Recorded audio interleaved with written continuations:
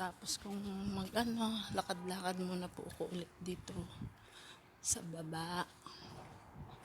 Kasi nag-aantay ako ng mga magdidiskarga dito sa garahe. Lakad-lakad muna ako sa asyenda nila. Diba? Always naman eh. Ayan po. Ayan. Tutur ko lang kayo. Ito yung likod ng bahay. Diba?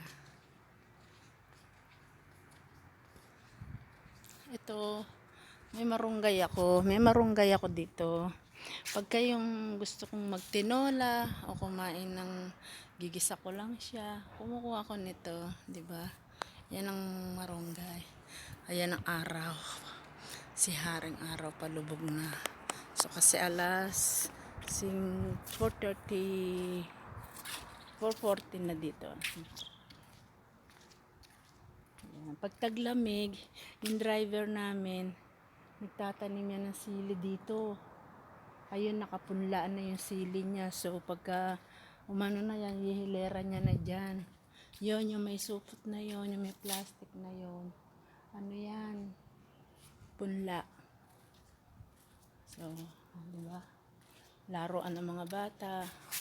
So, itong aming dating pinipitasan ko na dates. Dati ang daming bunga niyan, ang daming ano. So, lipas na yung ano niya. Once a year lang siya mamunga. Once a year lang. So, ngayon wala. Tapos na. Kaya, stop muna siya ngayon. O, diba?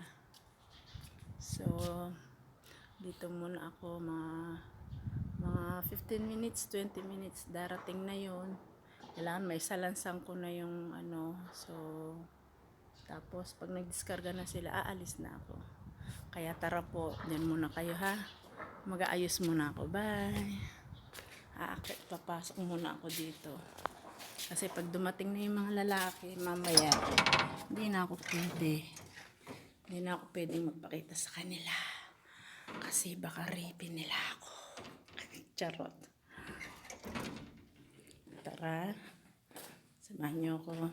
Pumasok ako dito sa loob. Lalabas ako dito sa kabilang pinto para akutin ko naman yung ipapasok kong mga ano, diba? Ito. Ayan.